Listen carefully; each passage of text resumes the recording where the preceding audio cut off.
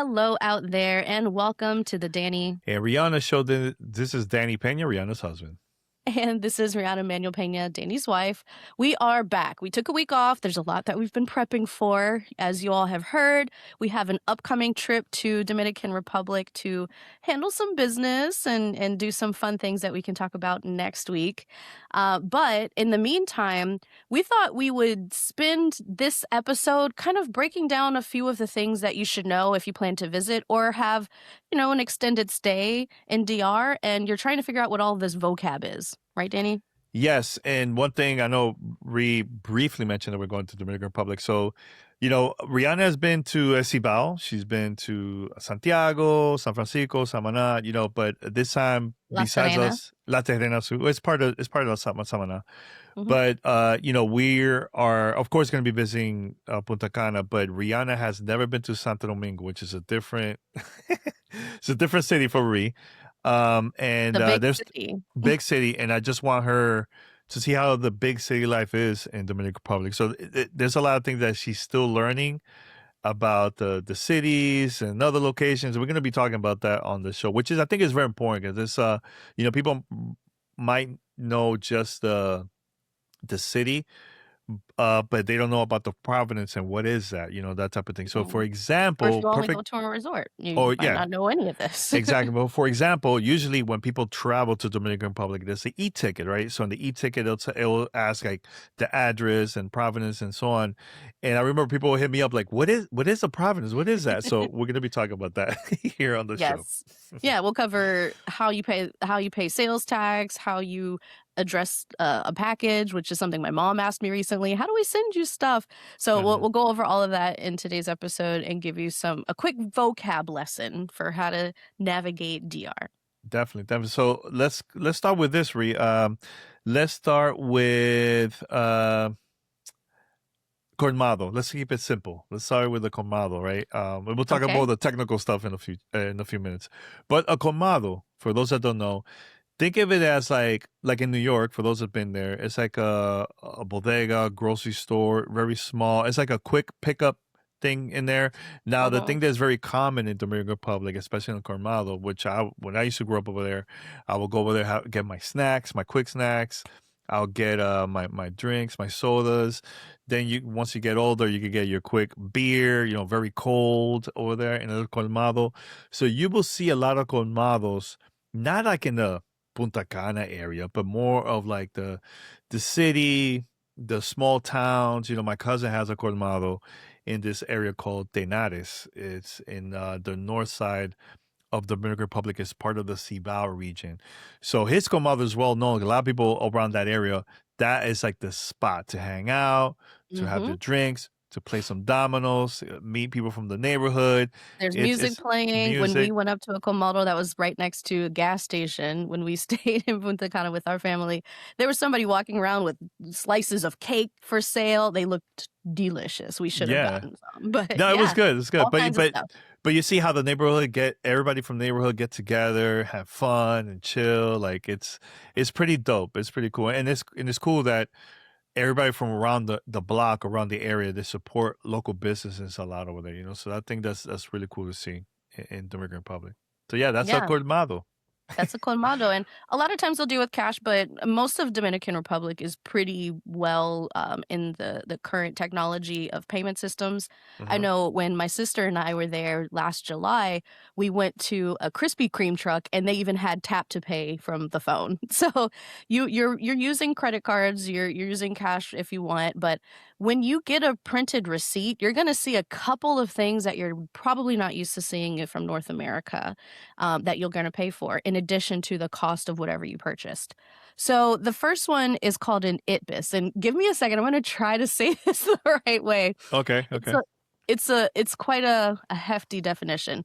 So the ITBIS or ITBIS stands for Impuesto sobre Transferencia de Bienes Industrializados y Servicios. You know what? Bas- Not bad.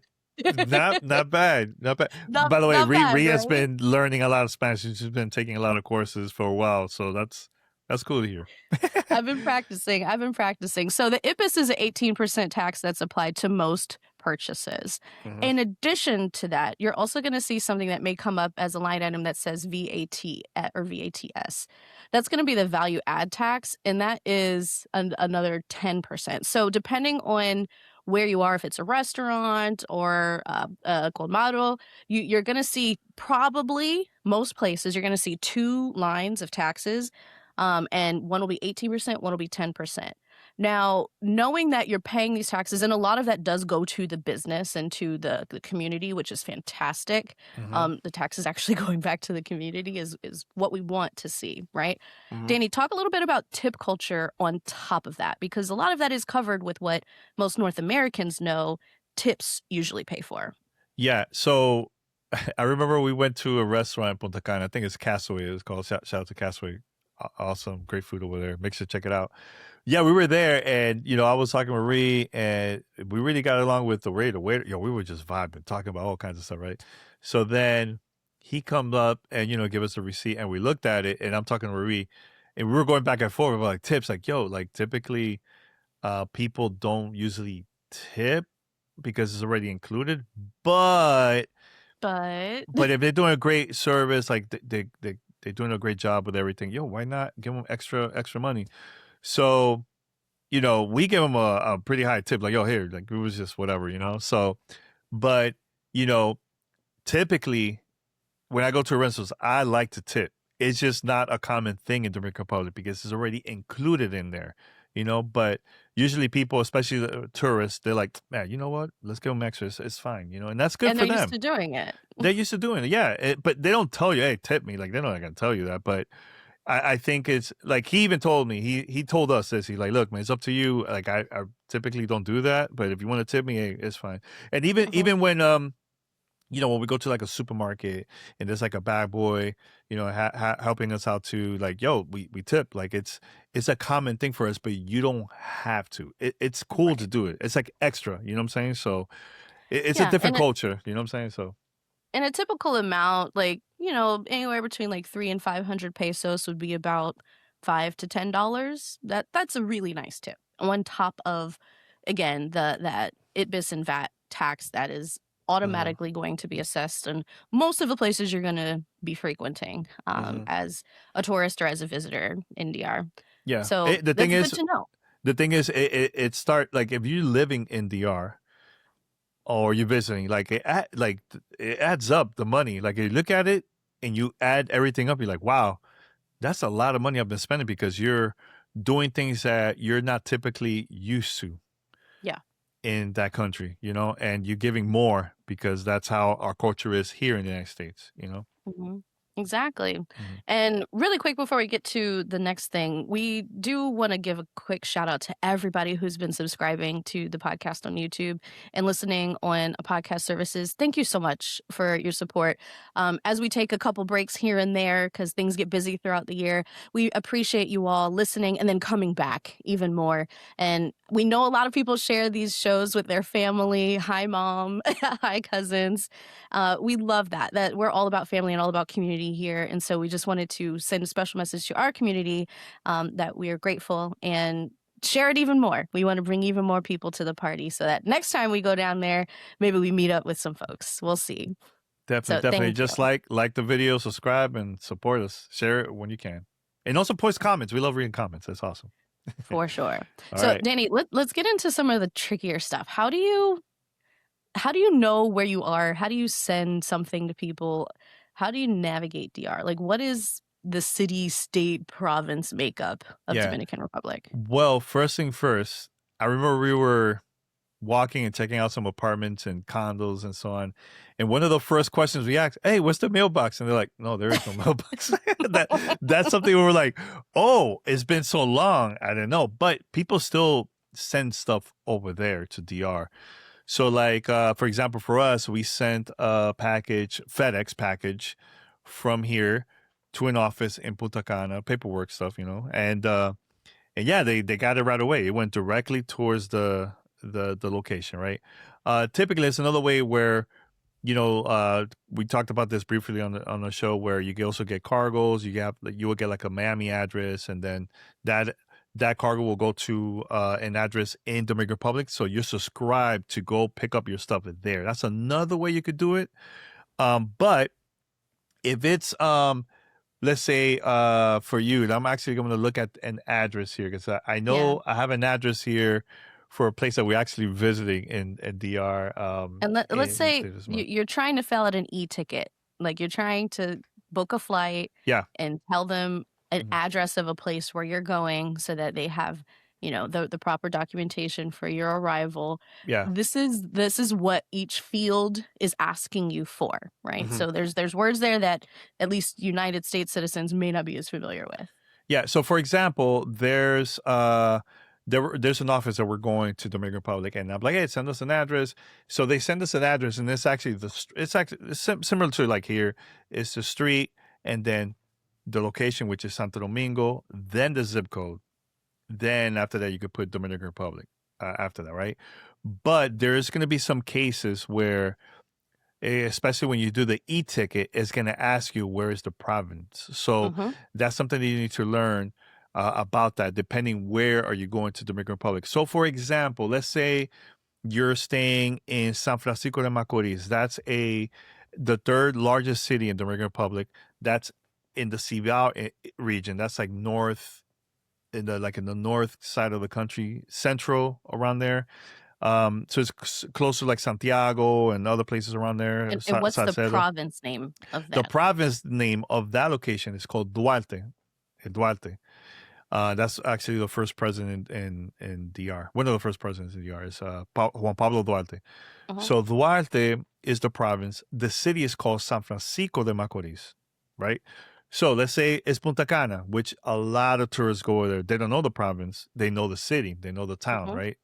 So for them, they put Punta Cana, but then say, hey, what's the province? The province is La Altagracia, which is also the big city in there in that province is Higüey, which is forgot how far it is from Punta Cana, but it's part of the same area Mm-hmm. around there. So it's something to learn. So if you do visit Dominican Republic, depending on the town, which is Puerto Plata, Santo Domingo, all the touristy areas, make sure to find out where is the province because they're gonna ask you for that when you sign up, fill up your e-ticket. It's just easier. You have to go through, but make sure to have the right address too, because this gonna be Right. part of the system where the customs is going to write down like, okay, this person is going to be here, so Yeah. from A this couple of date. other yeah, a couple of other things that you might see on a form if you're trying to mail something to somebody or an e-ticket, for instance.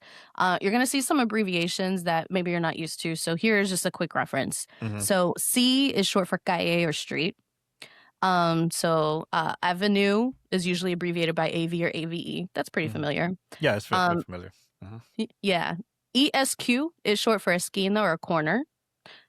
Um, Number is like, like the house number or, the building number. And then AP, A.P, is short for apartado postal, and that is the PO box. So Hmm. these are just a couple of abbreviations you might see if you're filling out a form, trying to send something to somebody, or if you're reading an address, just so you're familiar in how the address system works. It's super similar to what we have here. And also, quick note about phones: it's a +1 a +1 phone code. So you're going to see 1-809 or 1 whatever. It's the same as here, right? That's just 1 3-digit or area code and then a 7-digit phone number. That's going to be exactly the same as it is here in the States and most of North America. And then also, most apps will work down there, like something like an Uber or whatever. You're going to be able to use the exact same way with your phone as you do here. Yeah, So and that part's pretty there's simple. yeah, there's other apps that they use over there similar to like Uber Eats and like the thing that, and we talked about this in a previous episode. WhatsApp is the number one app. Make sure to get that because it's going to Yes. help you for a lot of things. It's going to help you for like when you go to the resorts. That's how you stay in touch with people if they want to bring you food or whatever, drinks and so on. If you're gonna go like a pharmacy or whatever it is, rental, car rental Hmm. service, anything, do it You can even through like make there. an appointment for the nail salon on WhatsApp. Like Yeah, everything goes through WhatsApp. yeah. I mean, we did we have done a bunch of stuff using WhatsApp while we're there in DR, which is easy too. Like I remember we also did like I think it was I think was it pharmacy or something like you could Yeah. order something or ask, hey, do you guys have this Oh, whatever right. We medicine? were trying to see if the drugstore had something in stock. Yeah, It and was they're like like, the yep, we cold got it, medicine or and we just something. went Yeah. there, picked it up. Hmm. Or like I know we mentioned about Colmados in other places they also do free delivery, and you could do everything through WhatsApp. So Yep, like it's an easy way for people to communicate over there, So everybody uses that for all the business. for sure. Mm. So let's say you're planning to visit DR, maybe you're on a resort, maybe you're not, but you want to stay a little longer, you want to do a test run to see if you're ready to relocate like we are. Mhm. There's this thing called an overstay fee. Now, in general, you don't need a visa to stay in DR for as long as you want. There's very little that you would need to prove to the government that Mhm. you're doing what you want to do there and it's not a problem. Yep. It's a very easy place to remote work. You could go for a couple of months with very little friction, right? You do have to pay an overstay fee if you have been in the country without residency for more than 30 days. Now, this is how it works.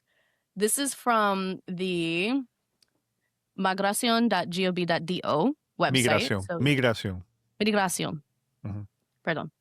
Mhm. And this is going to be the service cost that you have to pay when you leave. So you pay this when you leave if you've been here for X number of days or been in DR. Sorry, like I'm already there. Like if you've been in DR for X number of days. Yeah. So between 30 and 90 days, it's 3,500 Dominican pesos, about $60. Um, Between 3 and 9 months, it's about $96. That's not Between nine bad. and not bad. Not Between bad. 9 and 12 months, so you could stay up to a year, it's $120. So it's a fee, yes. You may hear about it, but it is absolutely affordable. And hopefully, if you stayed there for 12 months, you found a way to budget out another $100 to get back to the United States or wherever you're going back to without breaking the bank. Longer stays, 2 years, it's 193. If you're staying 3 years, it's 265. If you're staying 48 to 60 months, that's quite some time. It Uh-huh. goes up to almost 500. And then if you get up to like years and years and years, let's see here. 6 years is 724. 8 years is 1,200. 10 years is 1,700. And over 10 years, they just add $120 every year. So Yeah. it is a fee, yes, but it is a reasonable fee, actually more than reasonable, considering they don't require a work or student visa. You don't have to do additional paperwork to stay there. You don't even need much additional paperwork to purchase property if you have the funds or the capital for it. So you can live and work in Dominican Republic pretty much anytime you want.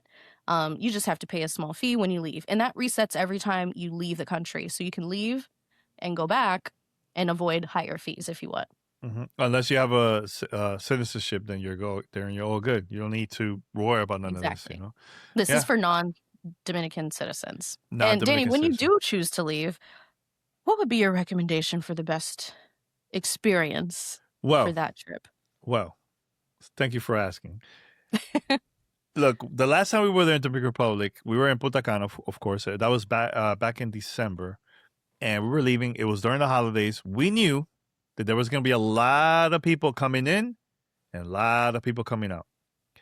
So we did the VIP experience. We're like, hey, we get there, VIP, they pick us up, they take us a little cart. Sometimes they just walk us to like a new area, shortcuts to get to. We skip customs and everything because there is technically customs in the VIP. You're just not dealing with the line and everything like that. So not only that, they'll have drinks, they'll have food, they have a lounge. You just relax, and they On the go. exit side, there's a pool. There's a pool.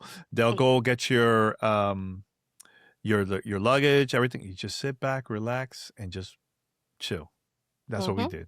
Now, that's coming in, landing to the Dominican Republic. Now, leaving is different. Leaving is okay, you go. It's cheaper than coming in, actually. It depends on the season.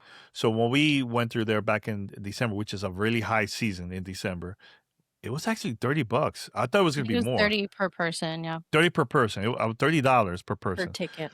Yeah, Mm-hmm. so we go, we paid, skip that crazy line. And I saw the line. I was like, "Woo, we're gonna be there for a while." There's no way. We did that. Yo, we did customs in there and everything, and whoop. You put your luggage on the little scanner, go Hmm. through it just like normal, and you empty out into a mall Yeah. in a food Now court. there is an additional cost if you want to get like food, like a buffet or like a couple free drinks. But that one you have to pay an additional, and it's in another. You go through the same VIP line, but it's another section, and you have like I don't know, like I think it's like a ticket or something to show people It's that like a lounge. it's like a lounge, but it's a different location Yeah. of once you're in that area. But But the customs free mall in the food court is just fine. it's So fine. we did I that. just didn't want to deal with the line. We have a daughter, Right. and I was like, yo, it's a lot. We have to get out of here. I don't want to We deal had with all this. those bags. All those bags, and we were exhausted. Like it was a lot that we were doing the past Hmm. couple of weeks where we were in town. But yeah, I mean, I highly recommend it. Like it's cool, and it's just relaxing. You don't have to deal with long lines, and so. Especially going to Dominican Republic. Like it really is a long line, and inevitably there'll be a bunch of people who just got off a flight and are just as tired standing in front of you. Mhm. And it's frustrating, right? You're worried about, is your bag arriving? Like you Yeah. you haven't laid eyes on it yet. You don't know what's going to go on at the front of this line. Yes, you get the nice passport stamp and all that, but it's a lot more relaxing to walk into a big huge air conditioned room that has cookies and drinks, and you sit down on a nice couch and they hand you water and they ask you what your bags look like. They ask for your tags, and then they just do it for you. They bring you your bags, you go to your car and you leave. So it's Hmm. a very nice experience. And if you're wanting to look that up for yourself, it's Punta Cana Airport VIP.com. Yeah. Very, very easy to find. Very easy, And and you can highly sign up right recommend there on it. the website. I highly recommend to take advantage of that because usually for us, we come from the West Coast. It's a long flight, man. It's like we Yeah. we have to connect. There's no straight flight from here, so we have to connect.